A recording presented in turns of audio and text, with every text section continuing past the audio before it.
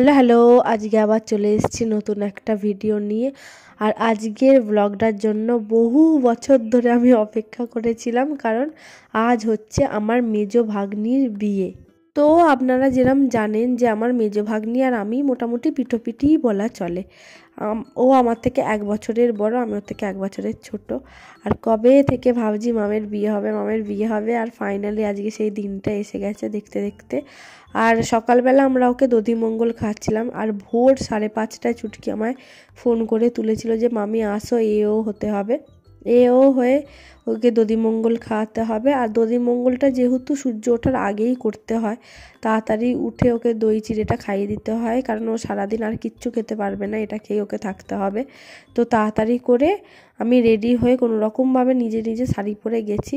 আর চুটকি এত বদমাস, ও আমায় বলছে আমি জানতাম তুমি ব্লগ করবে, তাই তোমাকে শাড়ি পরে আসতে বলেছিলাম ভালো করে।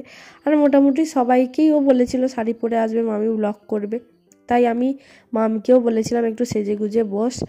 আর তাড়াহুড়োর চোটে আমার সামনেই হলুদ শাড়িটাই ছিল, আমি এটা পরেই চলে গেছি। এবার যেমনি ওদের বাড়িতে ঢুকেছি, আমাকে সবাই বলছে তুমি কি গায়ে হলুদের জন্য একবারে প্রিপারেশান নিয়ে এসছো মামি? আমি বললাম না না, আমার চোখের সামনে এটাই ছিল, আমি কোনো রকমভাবে এটাকে গলিয়ে চলে এসেছি। তো আমার ওকে দধিমঙ্গল খাওয়ানোর পর ওর দিদি মানে আমার বড় ভাগ্নি বুবুন্দি ওকে খাওয়াতে বসলো। আর এখানে যেহেতু সকালবেলায় না অত মিষ্টি খাওয়া যায় না, তাই আমরা ওকে কম কম করেই দিচ্ছিলাম। আর ও এখানে চুটকির সাথে কিরম ইয়ার্কি মারছিল দেখুন।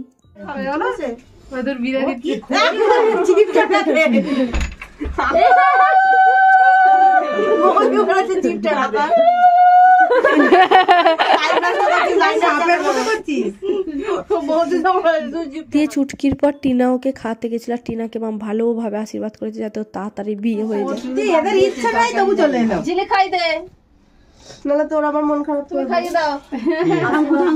আর যেহেতু মাম টিনা ঝিলিক এরা সব বোন হয়, তো ওরা একবার করেই খাইয়েছে। আর এখানে একটা কথা বলে রাখি, আপনারা ভাবতেই পারেন যে ভাগ্নি হয় আমি মামি, অথচ আমার বড় ভাগ্নিকে কেন আমি বুবুন্দি বলছি। ওর বরকেও আমি দাদাই বলি, মান্তুদা বলি, এমনকি আমার মেজো ভাগ্নির বরকেও আমি চন্দনদাই বলি, কারণ সম্পর্কে আমি বড় হলেও ওরা আমার থেকে বয়সে বড়, তো আমার নাম ধরে রাখতে না কিরকম একটা অস্বস্তি বোধ হয়, তাই আমি না ওদেরকে দাদা দিদি এরমভাবেই বলি। দিয়ে তারপর ওকে দধিমঙ্গল খাওয়ানোর পর বাড়িতে গিয়ে একটু শুয়ে পড়েছিলাম। দিয়ে তারপর আমার শাশুড়ি মা ডেকে দিল যে সলি তাড়াতাড়ি ওঠো, গায়ে হলুদের জন্য রেডি হয়ে নাও।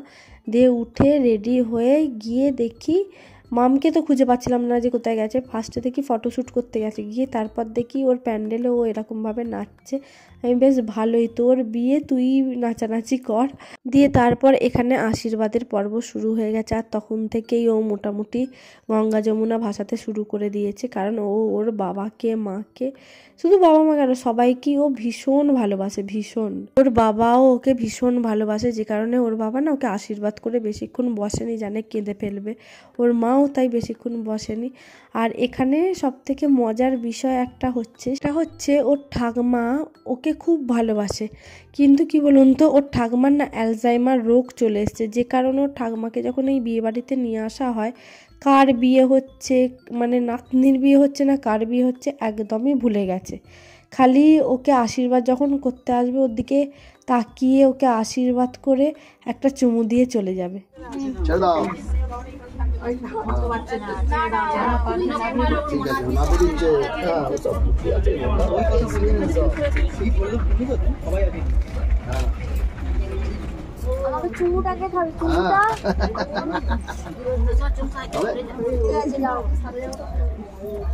দিয়ে তারপর ওর ঠাকমা আশীর্বাদ করার পর ওর দিদা আশীর্বাদ করতে এসেছে। আর জানেন তো এটাই না স্মৃতি, যে ওর ঠাকমার হয়তো ওকে মনে নেই, কিন্তু এই সময়টাও যে একটুখানি ওকে আশীর্বাদ করলো, ওকে চুমু খেলো, এইটাই অনেক। এটা মানে আমার কাছে ভীষণ পাওয়া, কারণ এইটুকুনি স্মৃতিও ওর কাছে থাকবে, এইটাই বড় কথা। দিয়ে ওর দিদা আশীর্বাদ করার পর ওর শ্বশুরমশাই এসে ওকে আশীর্বাদ করেছে। দিয়ে তারপর ওকে মানে যেরকম আশীর্বাদ দিতে দেয় একটা ওকে আংটি দিয়েছে। আর মামকে ভীষণ সুন্দর লাগছিল সেদিনকে দেখতে। আর মামকে আমি আগের দিনও যেদিনকে তত্ত্ব সাজাতে গেছিলাম, আমি সেদিনকেও আর কি শাখাপালা পড়তে যাচ্ছিলো কালীবাড়িতে, তো আমি তখনও ওকে বলছিলাম যে তোকে আজকে থেকেই যেন বউ বউ লাগছে। আর মেয়েদের দেখবেন যখন বিয়ের ফুল ফুটে যায় না, মুখটা যেন মনে হয় একদম পুরো বউ, দিয়ে তারপর সকালবেলায় চন্দনদাদের বাড়িতে গায়ে হলুদ হয়ে গেছিলো। গায়ে হলুদটা তারপর আমাদের এখানে এসেছিলো, তত্ত্বপত্র সব নিয়ে আমরা বাড়িতে ঢুকেছি। আর জানেন তো, মামের বিয়ে নিয়ে না আমাদের মধ্যে প্রচুর এক্সাইটমেন্ট ছিল, কারণ আমার বিয়ের পর মানে মাম বিয়ে করবে, এটা একটা মানে অনেক দিন ধরে আমাদের চিন্তা ভাবনা ছিল যে মামের বিয়েতে এইভাবে সাজবো, এইভাবে ঘুরবো, আর পুরোটা তাই হয়েছে। আমরা যা ভেবেছি তার ডবল আমরা আনন্দ করেছি। আর ওকে তো ভালো লাগছিলই, আর আমরা সবাই এত সেজেছি, মানে আমাদেরকে সবাই বলেছে যে বোঝা যাচ্ছে না কে বউ। আর গায়ে হলুদের দিনকে না একচেটিয়া সবাই এত হলুদ শাড়ি পরেছি, মানে চিনতেই পারছি না কে কোনটা। আর জানেন তো, আমাদের যে গ্রুপটা আছে না, সেখানে মাম এতই আর কি মাত্র, এত হাসতো। তো অনেক দিন ধরে ওর বিয়ে হবে, আনন্দ তো পাচ্ছিলাম, কিন্তু কোথাও না মনের মধ্যে একটা দুঃখও ছিল যে মেয়েটা চলে যাবে। আর ও যখন রোববার করে বাড়িতে থাকতো, কারণ ও তো চাকরি করে, যখন বাড়িতে থাকতো এসে এত আড্ডা আমরা মারতাম রোববার দিনগুলোতে। ও চলে গেলে তখন মনে হচ্ছিলো যে ইস, বাড়িটা ফাঁকা হয়ে যাবে, কিন্তু একটা আনন্দও ছিল যে নতুন সদস্য আবার আসবে বাড়িতে। তো এখানেও দাঁড়িয়েছিল। আর আইবুড়ো নাম খণ্ডানোর যে হয় না, যে কলা গাছে সেই সুতো জড়িয়ে করতে হয়, তো এইখানে আমরা সবাই মিলে ওইটাই করছিলাম, ও আইবুড়ো নাম খণ্ডাবে বলে। আর জানেন তো, আমাদের বাঙালিদের এত নিয়ম আছে না, মানে এত রিচুয়ালস আছে, আমার বেশ ভালো লাগে যখন আমাদের বাড়িতে কারোর বিয়ে হয়। আমার তো ভীষণ আনন্দ হয়, সকাল থেকে কত নিয়ম পালা সব থাকে। দিয়ে তারপর এখানে আমাদের পুটু দিদি মানে মামের মা থালা সাজাচ্ছিল ওকে বরণ করবে বলে, শ্রীটাও দেওয়া হয়েছিল ওকে বরণ করবে বলে। দিয়ে তারপর শুরু হয়েছিল ওকে হলুদ মাখানোর পালা।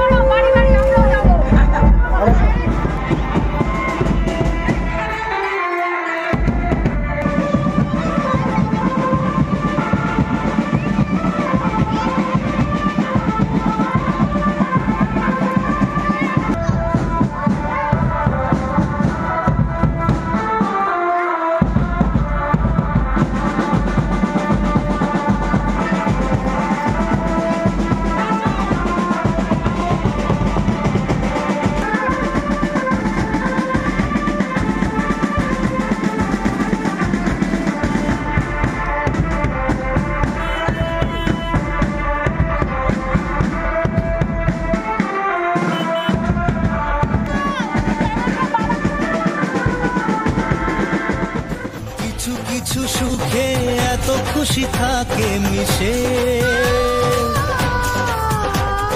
ধরা দেয় অচেনা কাছে এসে ভালোবেসে।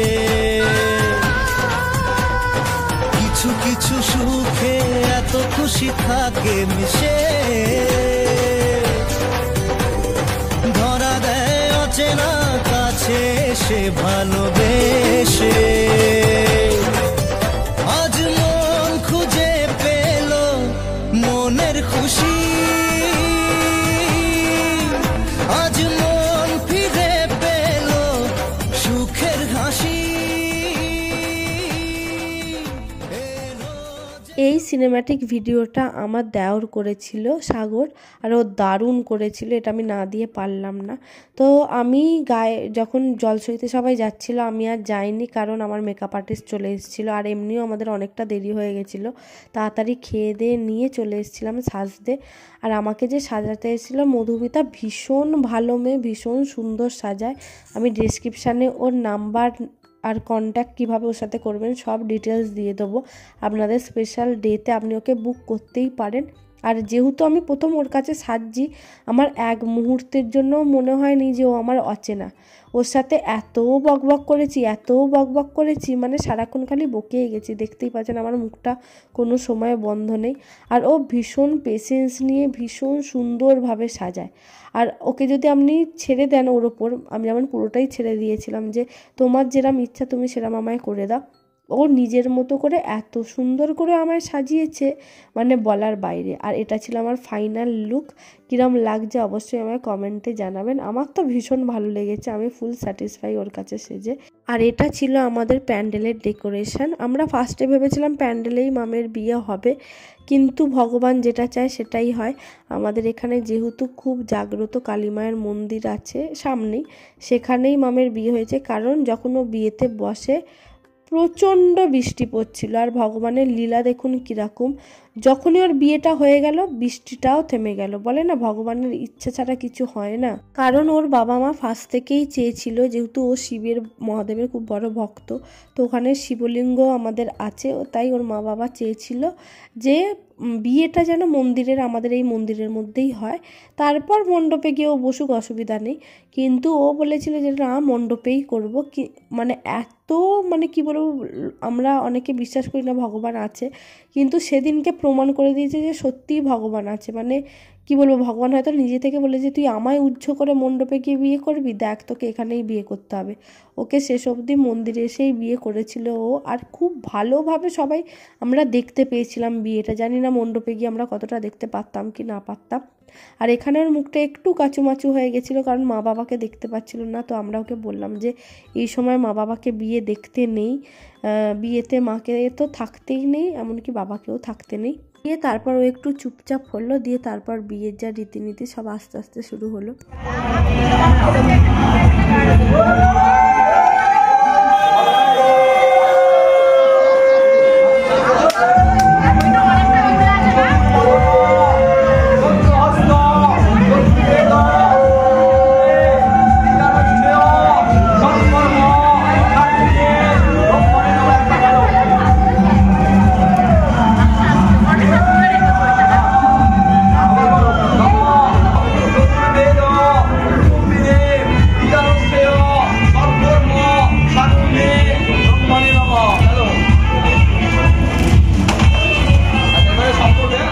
আমাদের সাজতে সাজতে এত লেট হয়ে গেছিলো না, আমি ভেবেছিলাম এসে দেখবো যে বর বড় না বউ বড় হয়েছে, কিন্তু সেটা আর দেখা হয়নি। কারণ সবারই সাজতে প্রচুর লেট হয়ে গেছিলো, গোধূলি লগ্নে যেহেতু বিয়েটা ছিল আর কি।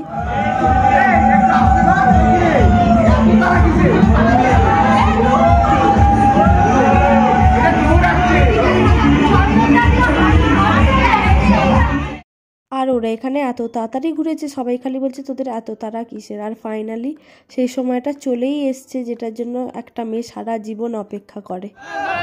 এত তাড়া কিসের রে ভাই? অনেক তাড়া।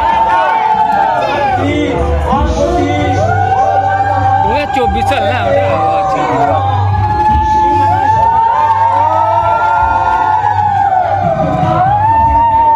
কি হাসি বলে।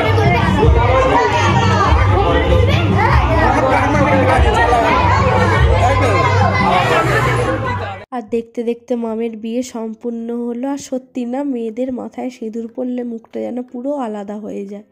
আর এখানে আমরা আমাদের কাজে চলে এসেছি। মামি শাশুড়ি হয়তো কি হয়েছে, দরজা আটকানো তো বস চাই, আর টাকাও ছাড়তে হবে, জামাই বলে কথা। সবাই মিলে লেগে পড়েছি যে টাকা দাও টাকা দাও টাকা দাও, নয়তো কাউকে ঢুকতেও দেবো না, বেরোতেও দেবো না। সব লোক জমা হয়ে গেছে, এমনকি যারা বর বউয়ের সাথে দেখা করতে এসেছিলো তারা অবধি দাঁড়িয়ে গেছে আমাদের চিল্লামিল্লির চক্করে। আর এতজন আমরা ক্যান্ডিডেট ছিলাম, হাফ এখানে হাফ যেখানে ওরা ঢুকবে সেখানে, কোথাও আমরা ছাড়িনি ওদেরকে। টাকা আদায় করেছি তবে ছেড়েছি।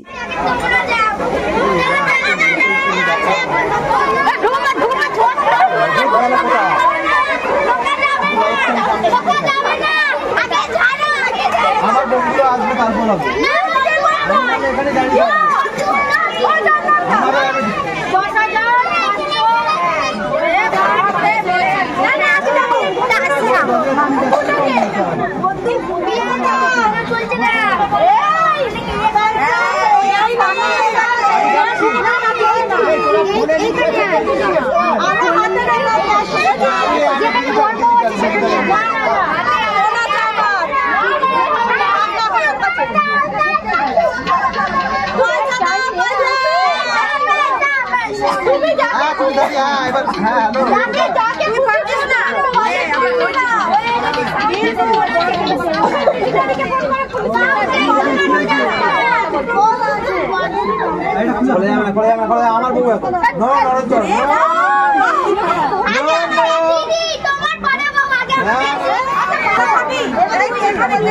মাম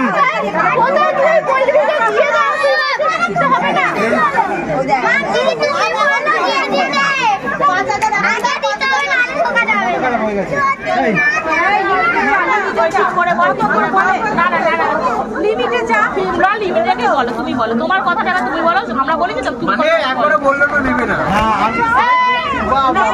তুমি কত দিতে পারবে তুমি বলো। ঠিক করে বলো বলো। মজা হচ্ছে না বেশি সব কিছু। আমি দেবো। আচ্ছা সকালে এই দেখো ওই ওই চুটকি এই চুটকি সকালে যে দেবে প্রমাণ 3000 টাকা যদি না দেয় এই সকালবেলা কখন দেবে? আমি যে কথা বলো আর বিয়ে হতে না হতেই আমাদের ব্রাইড নাচতে শুরু করে দিয়েছে।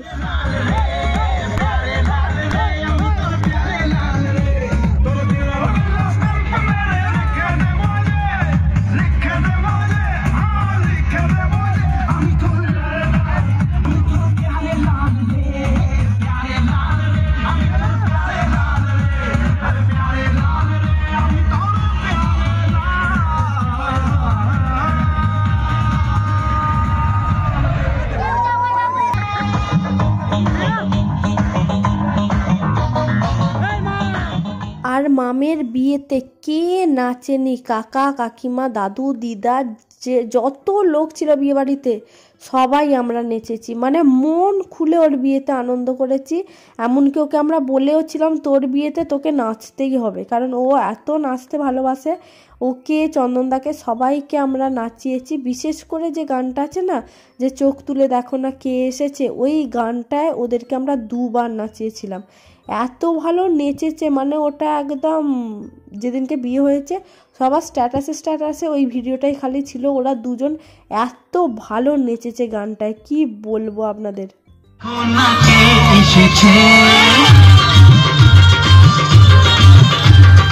নতুন করে আবার বিয়ের সানাই বেজেছে, আরে চোখ তুলে দেখো না কে এসেছে, নতুন করে আবার বিয়ের সানাই বেজেছে, তুলে নিয়ে যাবো যখন ভালোবেসেছি, সাত পাখি নিয়ে যেতে এসেছি, আমায় তুলে পারবে না কেউ তোমার আমার মাঝে দেওয়াল তুলে দিতে, ভালোবাসার একটু কাটে পারবো তাকে ভেঙে দিতে, চিরদিনে তুমি যে আমার তো কাছে শাক বাজাও উলুকাও খুশিতে ঘোরো, প্রদীপ জ্বালিয়ে ঘর বরণ করো, শাক বাজাও উলুকাও খুশিতে ঘোরো, প্রদীপ জ্বালিয়ে ঘর বরণ করো, তুলে নিয়ে যাবো যখন ভালোবেসেছি, সাত পাখি বেঁধে নিয়ে যেতে এসেছি, তুলে নিয়ে যাবো যখন ভালোবেসেছি, সাত পাখি বেঁধে নিয়ে যেতে এসেছি।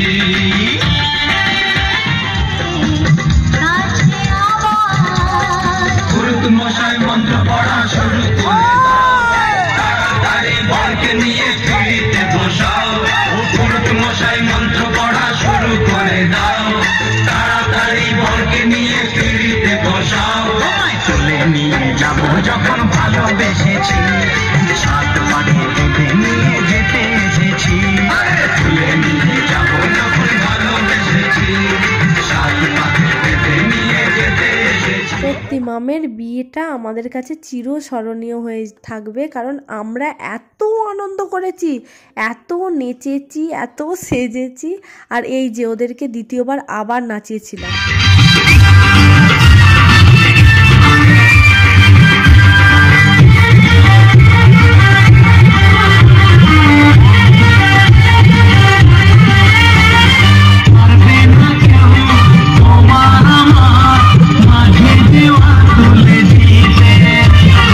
ভালোবাসা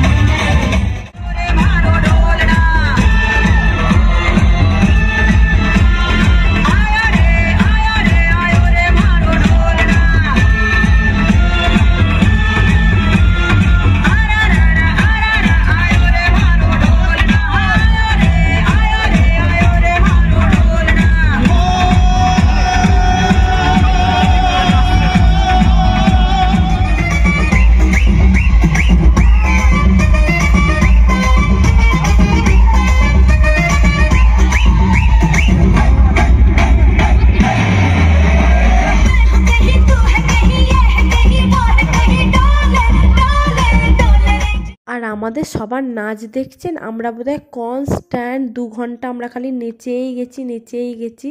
মানে এত আনন্দ করেছি সবাই মিলে, সব বউ শাশুড়ি যারা ছিল সবাই মিলে আমরা খালি নেচেছি। আর এত ভালো লাগছিল। আর মাম যখনই সুযোগ পাচ্ছিল এসে একবার নাচছিল। তো আমরা নাচানাচি করার পর আস্তে আস্তে খাওয়ার দিকে যাচ্ছিলাম, কিন্তু যেহেতু সবাই ফাঁকা হয়ে যাচ্ছিলো আমরা অনেকটা দেরিতেই খেতে গেছিলাম, শেষের দিকে আর কি, শেষের ব্যাচের আগের ব্যাচে আমরা খেয়েছি।